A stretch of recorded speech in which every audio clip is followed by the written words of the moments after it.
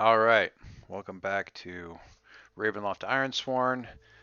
We're on technically part 13, sort of recounting the stuff that I'm doing with Ravenloft while we work our way up to where I can get started again. We're getting pretty close to where I'm going to be back to playing live again. So let's get going with this. Okay, so here we go with the next part of the delve. So in the delve rules, again, bringing this guy back just to hold it up here real quick. In the delve rules, I'm categorizing Castle Ravenloft as an ancient stronghold. So ancient is the theme, and stronghold is the domain. And when you're doing various oracle stuff with regards to delve, you look at the tables for ancient theme and stronghold domain sometimes when you look stuff up. Before I progress, I'm going to check that oracle for the theme and the domain and see that I am progressing forward toward a large hall. That's just, in general, what I should be kind of thinking about when I'm going for this. Now that tells me where to go in general based on what I know of Ravenloft, right? So because again, I'm using Ravenloft as a setting, but I'm not trying to go room by room and just clicking my way through each individual room or anything. I'm doing it like almost like a flow chart kind of a thing, and the Oracle tells me, narratively speaking, where the next place is that something important is going to end up kind of happening. Now, if I end up kind of going through stuff that, like, well, you passed through a room and there would have been a guy there, and okay, well, he wasn't there that time. They move, whatever. I come back through and then something else happens, whatever. So I'm progressing toward a large hall. That tells me where to go, and I'm aware of the Ravenloft layout a little bit, so it tells me kind of general idea where I want to go. So Brigida looks around the chapel. Two of the smaller side archways seem to lead into alcoves that she would guess either are dead ends or lead up into stairwells, probably to the dark balcony that overlooks the chapel itself. Where the Baron and would look down on the chapel from like some higher box seat, I guess, or whatever. The main double doors are what draw her attention. Now, I don't have the map of the chapel up immediately, but we have a pretty general idea of what we're talking about here. She gestures towards the two double doors, and that should lead back toward the central portion of the castle. You say that like it's a good thing, as Mark says, although he does help her pull the doors open. So let's look at Delve the Depths again. When you traverse an area within a perilous site, envision your surroundings, and then consider your approach. If you navigate this area, in this case, I'm going to go with, what did I end up rolling on this one? I feel like I might have rolled Stealth. I'm not sure. Like I was moving forward with Stealth and Trickery, so I rolled Shadow, maybe, because I hadn't rolled that before. I shouldn't roll it. I'm not very good at it, but whatever. In any case, so Delve the Depths, if you do this, then so on and so forth. Let's see what I get. Okay. Delve the Depths. Delve the Depths, I got a 5. Challenge dice of 3 of a 9, so I got a weak hit. And that weak hit means that I automatically roll into this table for a weak hit result. And the roll 20 setup for Ironsworn is really quite good, and knows that that's what I'm supposed to do, so it did it for me. It automatically did the weak hit, rolled the D100, gave me a 55, which I check on the chart. Regardless of whether I was using Shadow or Edge or Wits, a 55 gets me the same result regardless. That's mark progress. So looking around at the other options on the table tell me that it's a pretty middling result. I mark progress. Nothing particularly good, nothing particularly bad. Fair enough. So how do I envision this next section? In my case, the Delve the Depths move tells me sort of where I should end up. And from there, I'm using the Oracle of the Ravenloft module to kind of get me there. So the double doors open into a long hallway.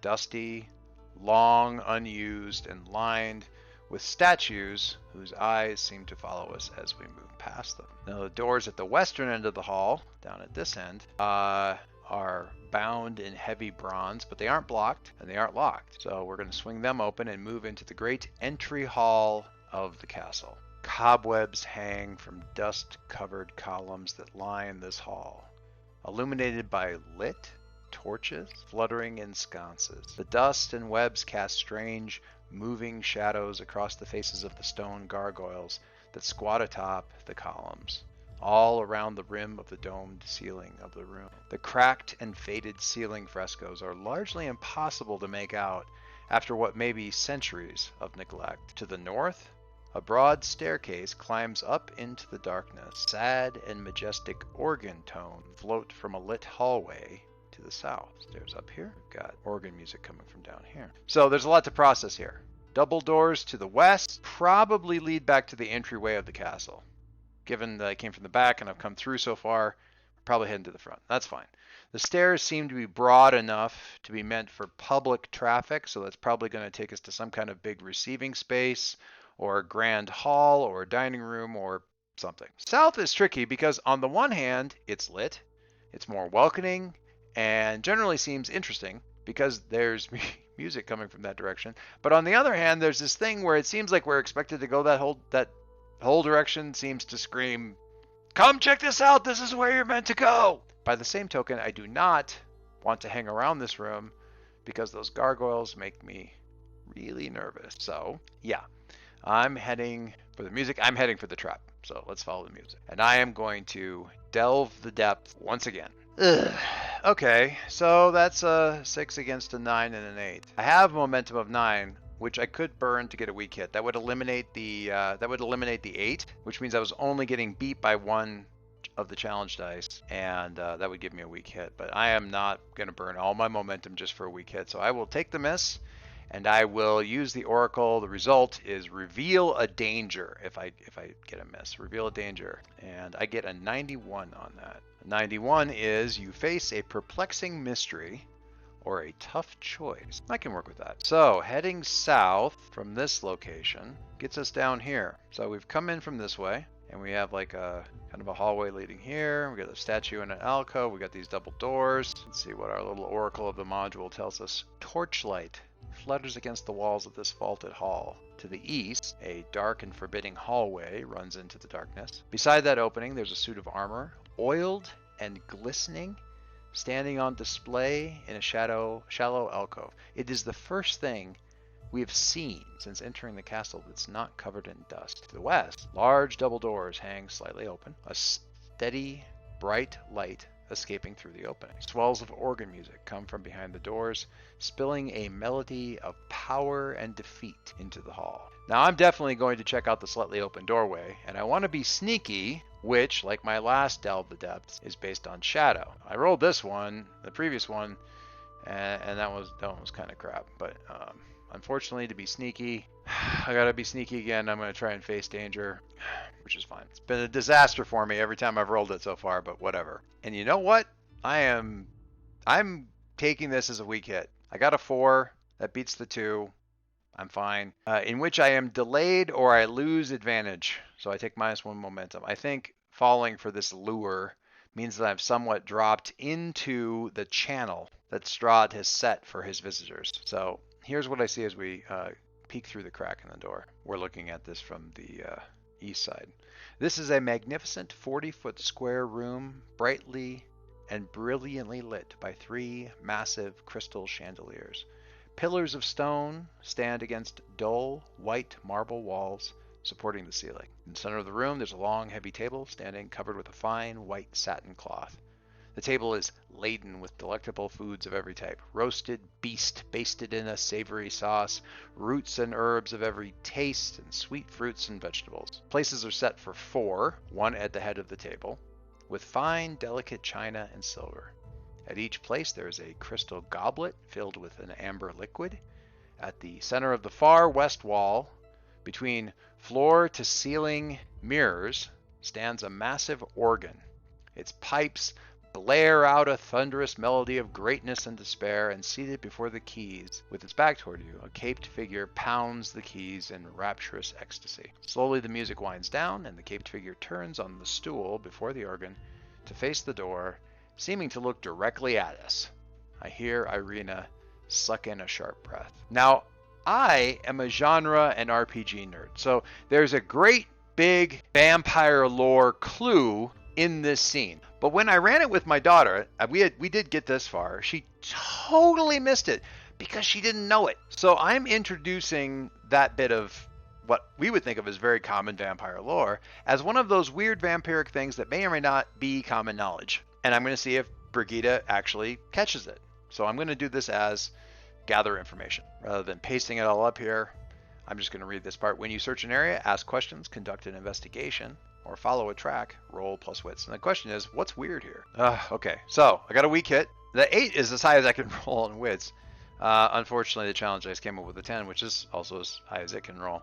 My kingdom for a strong hit. All right, weak hit. The information complicates the quest or introduces a new danger. Add +1 momentum. So I'm back up to 9. The figure at the organ raises a graceful hand. Please be welcome in my home. Come in. Dine. Irina trembles at my side, but I barely notice. What has my attention is the fact that Strahd can be seen in the mirrors on either side of the organ. Everything the Far Wardens have ever been told about these creatures of the night say that that should not be the case. Some kind of illusion, I whisper. A vampire casts no reflection. I indicate the mirrors through the cracked doors. Please, air quotes, Strahd says, come out of the shadows and into the light. Let me see you. Maybe an illusion, Ismark whispers back, but it's not a mindless thing. It knows we're not in the room, or whatever controls it knows that. Now that is not a comforting thought, but I feel Irina calm herself somewhat, realizing she is not facing the monster of Barovia directly. I turn toward her. See, it's nothing. It's only a trick. It's a puppet show. It is not Irina who replies, but the figure of Strahd. A puppet show? Oh, delightful! It laughs, long and loud and mocking, and then it vanishes. The moment the figure disappears, a fierce, bone-chilling wind roars through the halls, blowing out all the torches and candles. We hear the screech of ancient hinges and the solid thud of heavy doors slamming shut, one after another, off into the distance, throughout the castle. A portcullis clangs down in the middle distance, and ponderously we hear the tired groan of the aged drawbridge pulling back up. Crystal sings in the darkness of the dining room as the great chandeliers rustle in the sudden wind. The fragrance of food wafts its way through the darkened hall. I think we may have offended our host, Ismark mutters. We should probably move. One moment, I say, shoving the doors open. Much to my companion's surprise, Ismark manages one aggrieved as I stride into the now dark dining room, following my nose and unslinging my pack. So, we're being taunted by the smell of food, and right now my supply is down to 3. So, I am doing a move called Resupply. When you hunt, forage, or scavenge, roll plus wits. On a strong hit, you bolster your resources, take +2 supply. On a weak hit, take up to +2 supply, but you suffer -1 momentum for each supply that you take. On a miss, you find nothing helpful. So, I got a 3 because the dice flip and hate me, but I can burn my momentum to get a strong hit. So, screw you, dice. What the hell, man? Fine. The game wants me to burn momentum so bad, I will. A strong hit on resupply says I get to bolster my resources and I get +2 supply, which is so worth it. I scoop the fruit and some of the least messy foods, working mostly by smell and touch. I wrap them up in cloth napkins, probably worth more than all of the clothes I'm wearing. I jam them into my pack, and I stride back to the door where Ismark has got a torch going. All right, now we can move on. You're crazy. I'm angry, I say, although my face and my voice are calm. My eyes are scanning the area, and Strahd is picking the wrong sort of fight. So I'm going to delve the depths again and roll the oracle to get an idea of where I'm headed. A 97 on my ancient stronghold means something unusual or unexpected. Duly noted, Oracle. Thank you. Now then, delve the depths. When you traverse an area within a perilous sight, envision your surroundings and then consider your approach. I am delving based on observation and intuition, what I can see and what my gut tells me. So that means plus wits. To heck with any more of this plus shadow nonsense. So I have 7. Got a weak hit since I beat the 2, but I tied the 7. I roll and I get a 43 on the results table on the wits, which means a 43 is I mark progress on my way to something unusual or unexpected. Brigida takes in her options. Heading back into the main hall with the gargoyles looming after the castle has been sort of alerted seems like a very bad idea. The only other option then is a dark, narrow hallway that's just across from the dining room of vampiric fuckery. Here's a theory. Vampires are melodramatic as a form of behavior-based informational security. While their ridiculous collection of odd mannerisms makes it easy to tag them as vampires, it also makes it extremely difficult to tell which of those mannerisms stem from an esoteric weakness or limitation on their powers, and which are just them being fucking extra. In this essay, I will... Never mind. So anyway, go through the hallway, and at the end of the hallway we find a spiral staircase. A chilly wind rushes down the circling stairway at the end of this short hall, seeming to kill the very heart of the torch that Ismark carries. The stairs spiral both up into the castle and down into the depths. I do not feel like going down into the depths right now, so I'm going to go up one floor and an unadorned wooden door. Dusty scrolls and books line the walls of this room and are scattered across the floor. In the center of all of this clutter stands a huge accountant's desk. An old man slouches atop a tall stool, scratching a seemingly endless scroll of paper with a dry quill pen. A rope hangs next to the old man out of a hole in the ceiling. And that's where I'm stopping for now. Next time we will meet Leif Lipsiege, the Baron's accountant, which I think qualifies as something unusual and unexpected.